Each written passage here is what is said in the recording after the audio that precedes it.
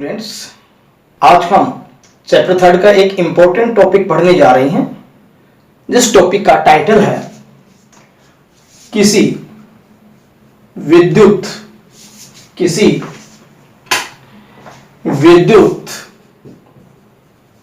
द्विध्रुव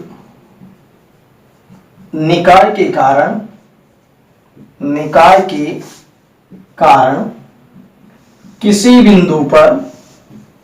किसी बिंदु पर विद्युत विभव के लिए व्यंजक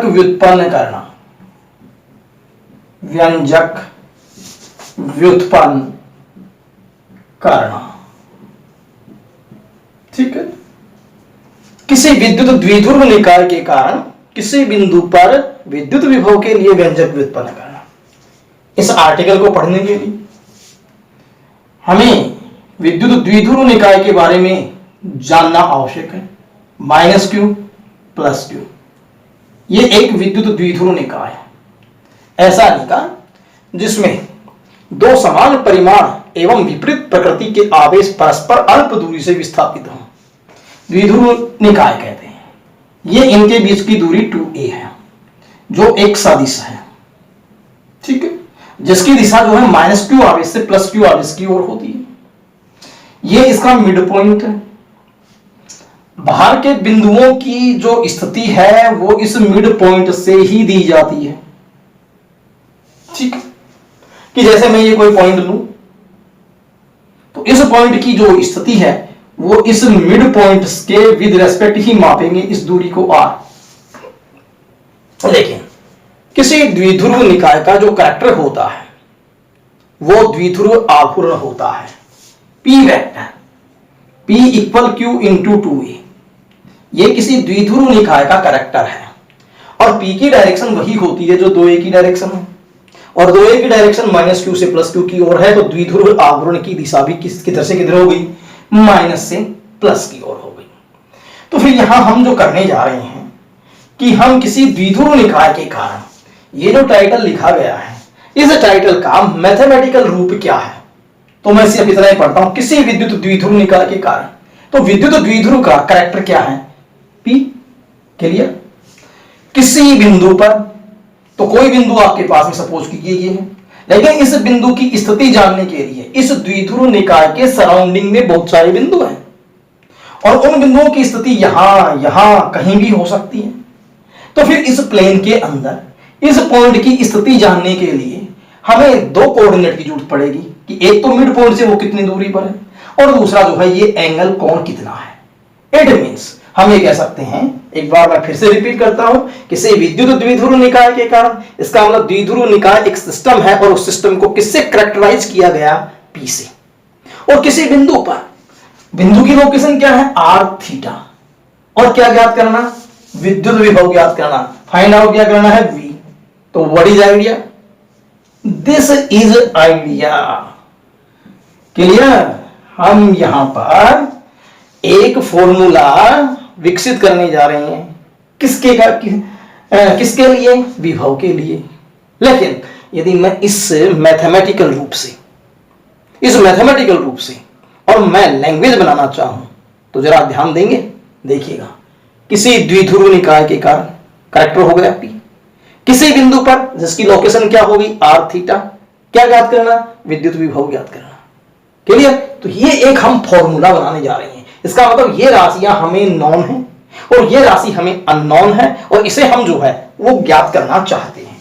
तो इस आइडिया के बाद हम इस आर्टिकल पर आते हैं, जहां से आपको नोट करना है, ये इसकी बैकग्राउंड थी कि हम जो हमें करना क्या है। चलिए देखते हैं, आ जाइए। ये आपके पास में बिंदु A है, ये बिंदु B है।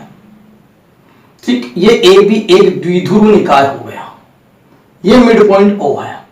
इससे हम किसी बिंदु की स्थिति ये लेंगे, सपोज कीजिए कि ये आपके पास में P है। तो फिर A से ये जो बिंदु P है इसकी डिस्टेंस हो गई हमारे पास में R1। ठीक, और इसकी जो डिस्टेंस है वो हो जाएगी R2। और ये डिस्टेंस हो गई r, ये बिंदु P है आपके पास। क्लियर? A B, ये O, ये डिस्टेंस कितनी हो गई A, ये भी कितनी हो गई A। ठीक है, तो फिर अब यहां हम जो है वो P पर विभव जानना चाहते हैं। ये कोण कितना है थीटा। लेकिन अब हम यहां माइनस क्यू आवेश और यहां प्लस क्यू आवेश, तो क्या किया जाए? यहां में विभव निकालना है द्विध्रुवी के कारण। पहले माइनस क्यू आवेश के कारण बिंदु P पर विभव निकालेंगे, फिर प्लस क्यू आवेश के कारण बिंदु P पर विभव निकालेंगे। तो पहले हम इसकी भूमिका लिख लेते हैं। क्या? चित्र में ए बी एक द्विध्रुव निकाय है जिसका द्विध्रुव आघूर्ण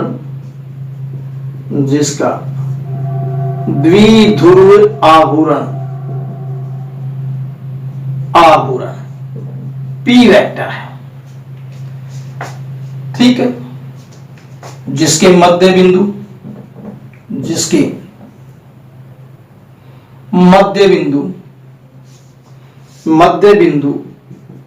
O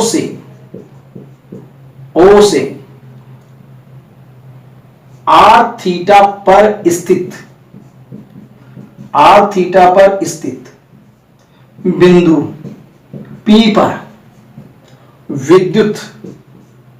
परिणामी विद्युत विभव ज्ञात करना है। ठीक, देख लिया हम, ये भी एक द्विध्रुव निकाय है और r थीटा पर स्थित बिंदु P पर विद्युत विभव ज्ञात करना है। शुरुआत करते हैं कहां से? माइनस क्यू से। तो माइनस क्यू आवेश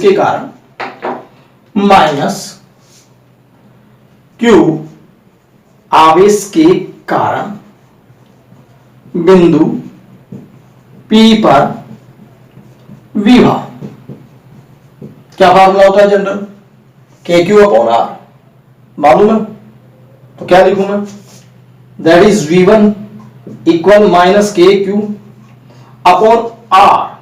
A से P पर निकालना है, A पर माइनस क्यू आगे से P बिंदु पर निकालना। डिस्टेंस कितनी है? R1। तो R1 है तो KQ में कितना हो गया? R1। This is equation first. आ जाइए किसकी बारी? प्लस क्यू आवेश की। तो फिर क्या लिखेंगे? देखिए, प्लस क्यू आवेश के कारण प्लस क्यू आवेश के कारण बिंदु P पर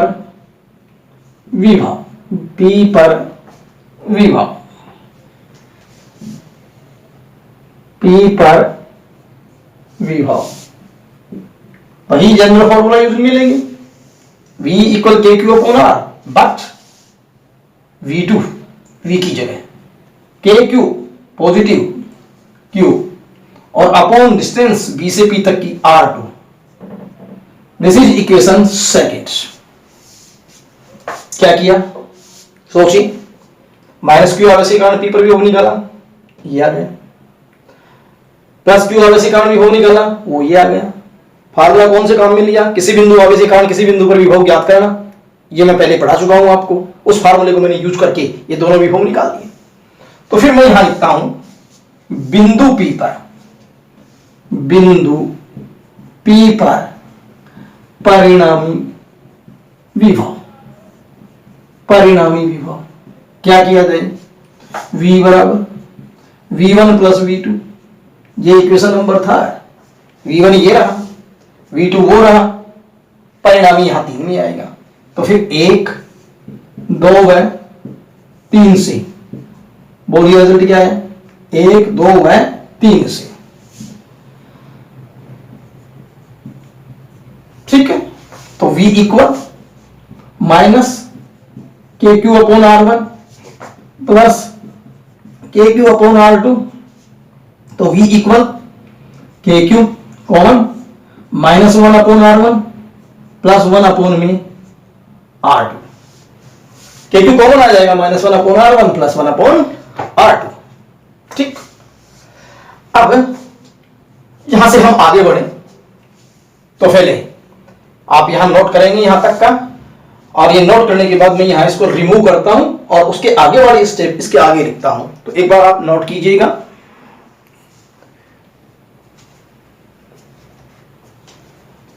ठीक है, तो फिर देखिए आगे क्या करना है।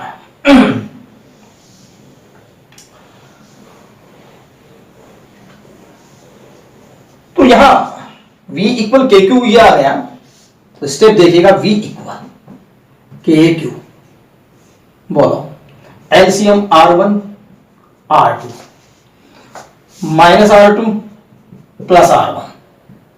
ठीक है, ये हमारे पास में जो है एलसीएम, और इसको हमने सॉल्व कर लिया। हम ऐसे लिख सकते हैं V = KQ R1 - R2 upon R1 × R2।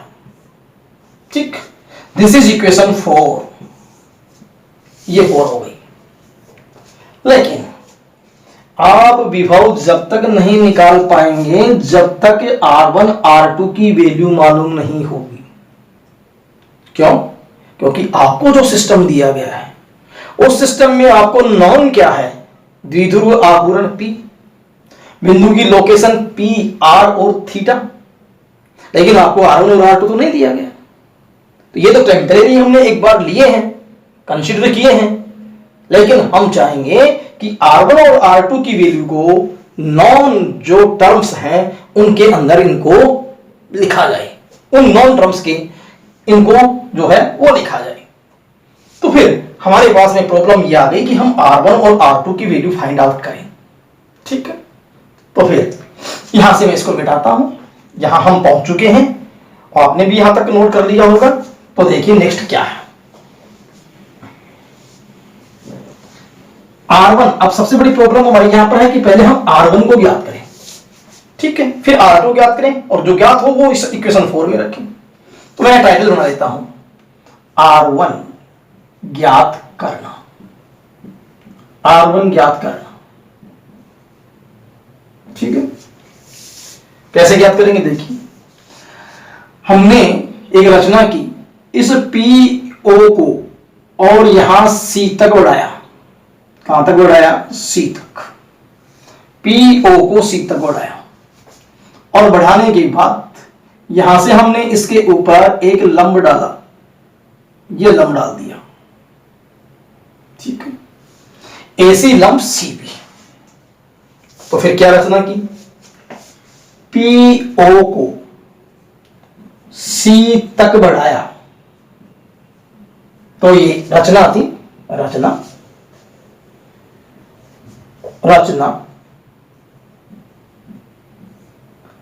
PO को C तक बढ़ाया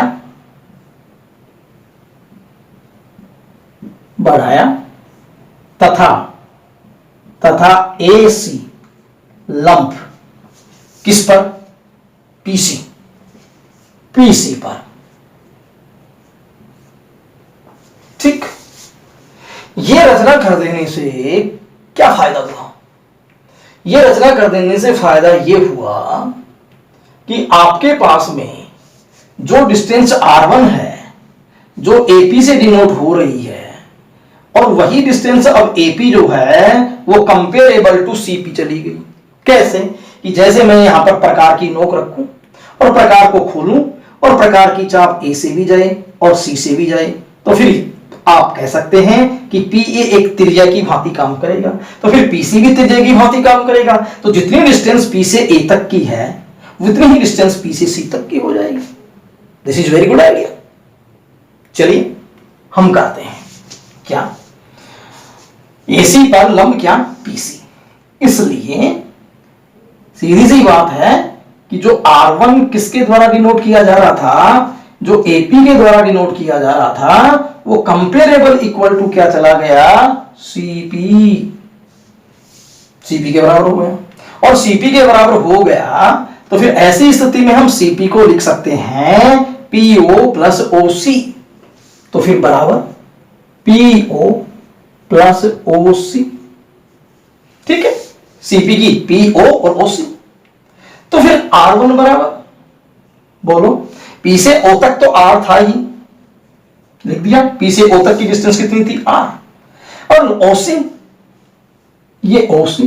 लेकिन अब एक और नई समस्या आ गई कि हमें ओ सी नहीं मालूम, लेकिन इस समस्या को हम सॉल्व कर लेंगे, दिस इज फाइन।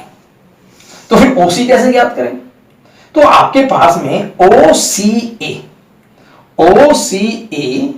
एक समकोण त्रिभुज है, बोलो है कि नहीं है, ठीक, और समकोण त्रिभुज है, तो फिर यहां ये जो लंब है, तो लंब जो है इसके सामने की साइड, ये तो आपके पास में कर्ण हो गई, और ये जो है वो आधार हो गई, ठीक। तो फिर आपको क्या चाहिए? आधार, कर्ण मालूम है, ठीक। तो फिर ऐसी स्थिति के अंदर हम फार्मूला सेलेक्ट करेंगे cos थीटा, और cos थीटा से किसकी वैल्यू आ जाएगी? OC की। तो मैं समकोण त्रिभुज OCA में, समकोण त्रिभुज OCA में cos थीटा, देखना दें आप क्या निकलेगा? आधार OC, क्यों?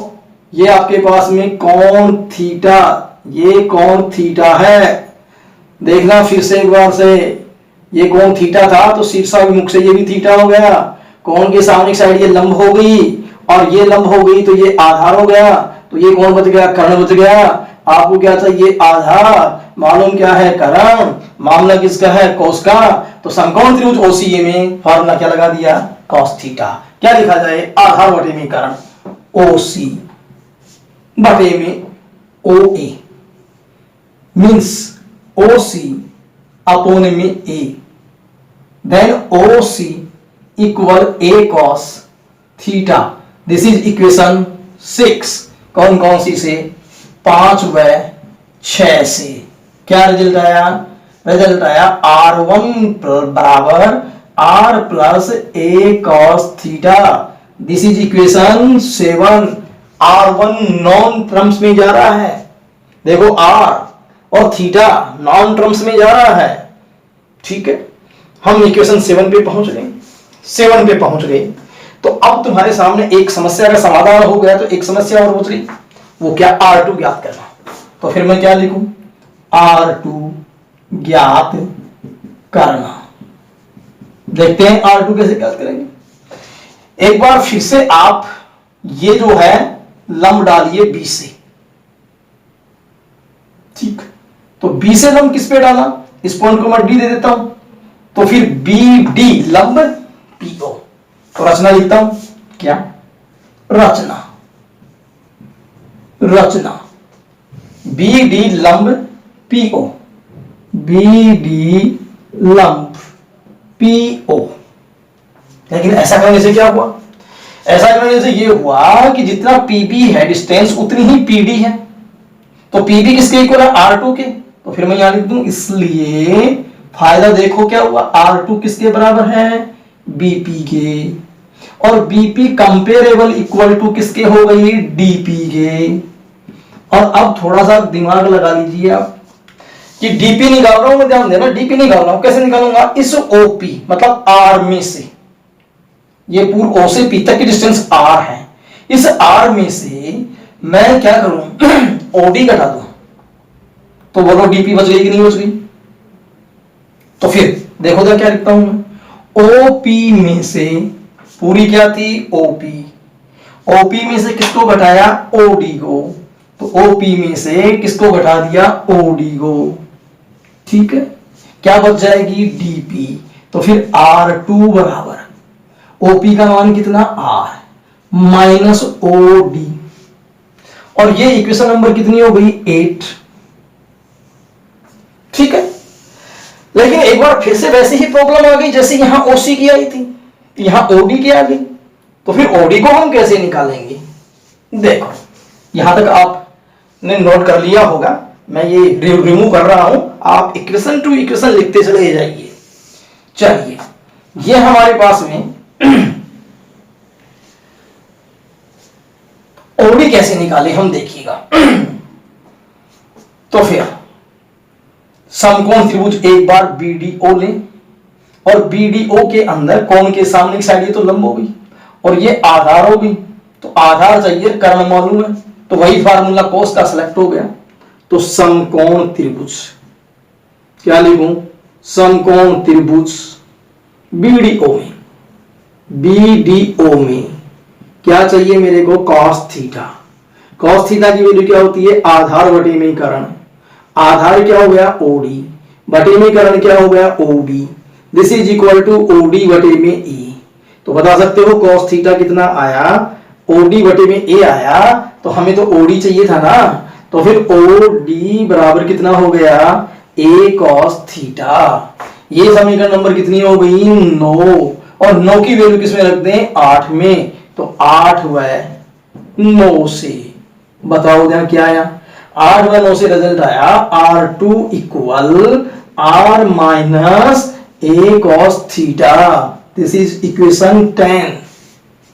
और अब हम R2 को भी R थीटा की टर्म में धकेल दिया और R1 को भी हमने R थीटा की टर्म में धकेल दिया। ये वैल्यू किसकी आ गई, R1 की, ये वैल्यू किसकी आ गई, R2 की।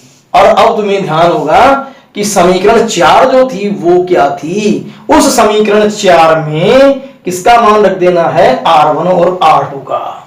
तो फिर यहां से मैं इसको रिमूव करता हूं, आप इक्वेशन टू इक्वेशन चलिए लिखते हुए देखिएगा। यहां से मैंने इसको रिमूव किया, तो फिर कौन कौन इस समीकरण का वाला दो, समीकरण देखिए 4 और कौन सी 7 और वह 8, वह 10 से, वह 10 से।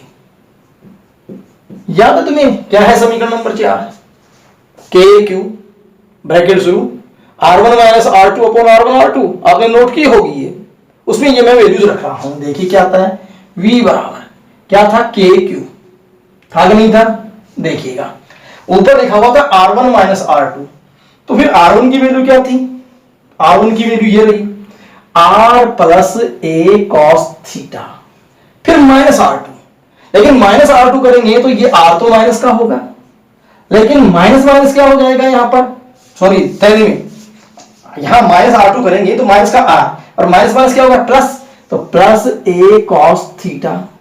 आप देखते जाइए अपनी समीकरण में मैं सही रख रहा हूं क्या, और अपॉन में R1 R2 दोनों की गुणा थी, तो दोनों की गुणा थी तो R minus R plus A cos theta, R1 की वैल्यू लिख रहा हूं R plus A cos theta, और into R minus A cos theta.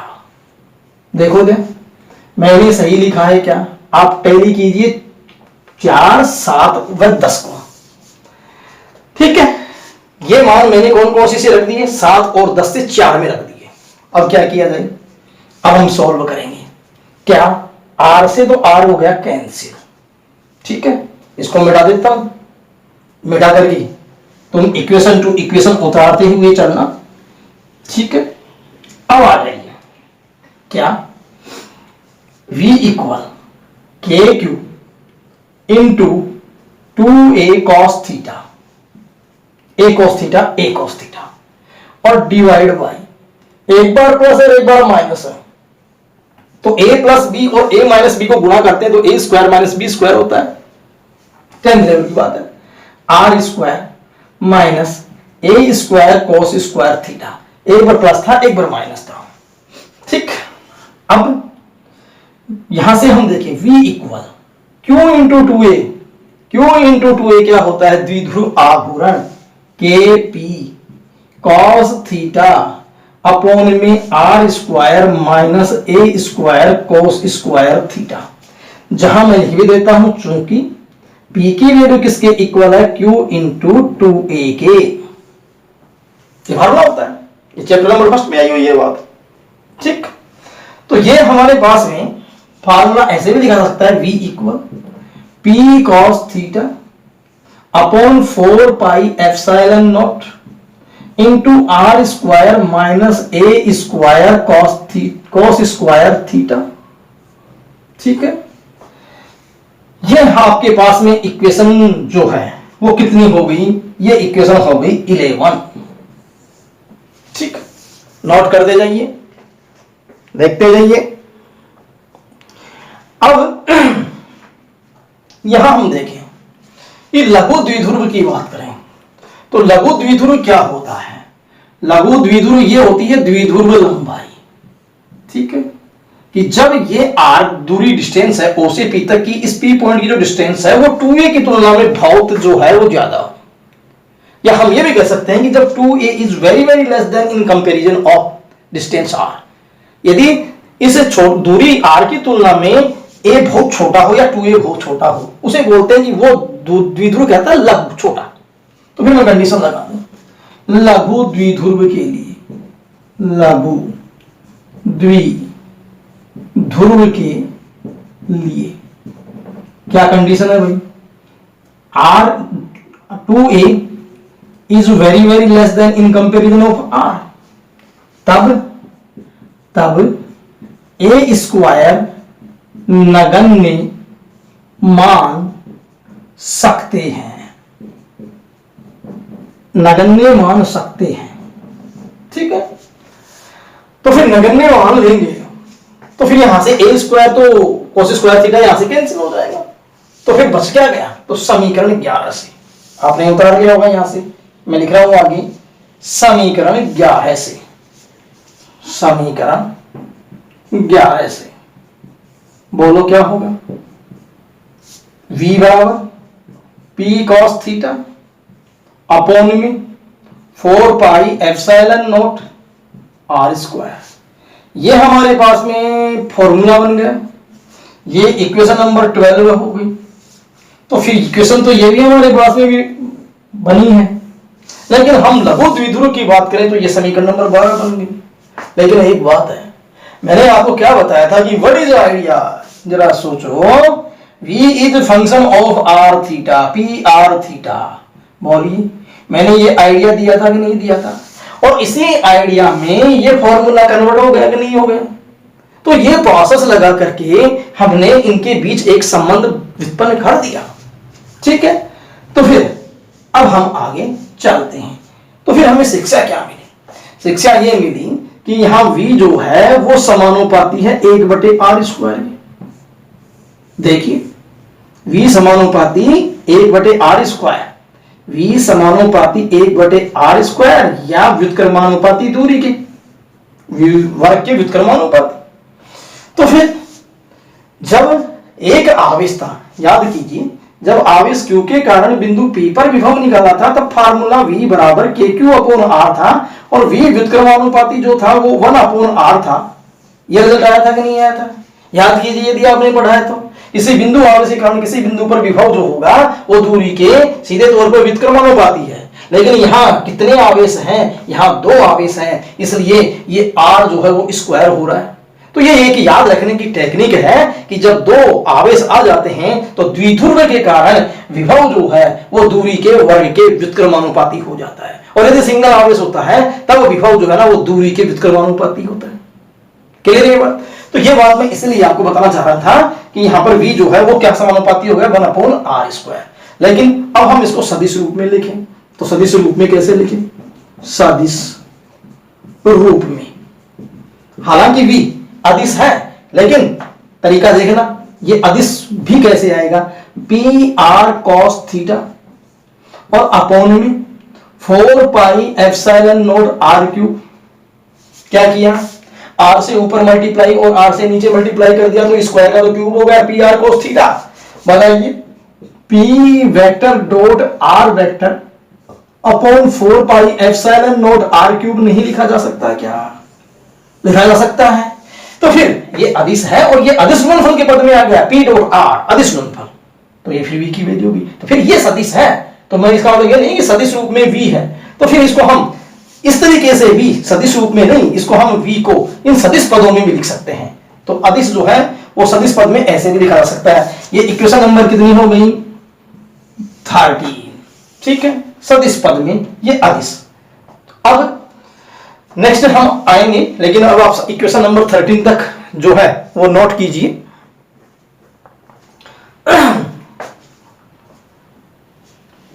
तो फिर एक तो यहां आपके पास में ये इंपॉर्टेंट फॉर्मूला बना इक्वेशन 11, एक इक्वेशन 12 में बना, फिर ये हमारे को रिजल्ट मिला, और ये जो है वो आपके पास में जो हो गया, इसको स्केलर को या अदिश को सदिश पद में हम कैसे लिखते हैं। तो अब आप आगे स्पेशल केस पढ़ेंगे हम इसके ऊपर आधारित कुछ, तो इसे आप नोट कीजिए। और जो बाकी जो इसके इंपॉर्टेंट फैक्ट्स हैं या इस फॉर्मूले पर जो स्पेशल केस है वो नेक्स्ट जो है लेक्चर में ही कर पाएंगे। Thank you.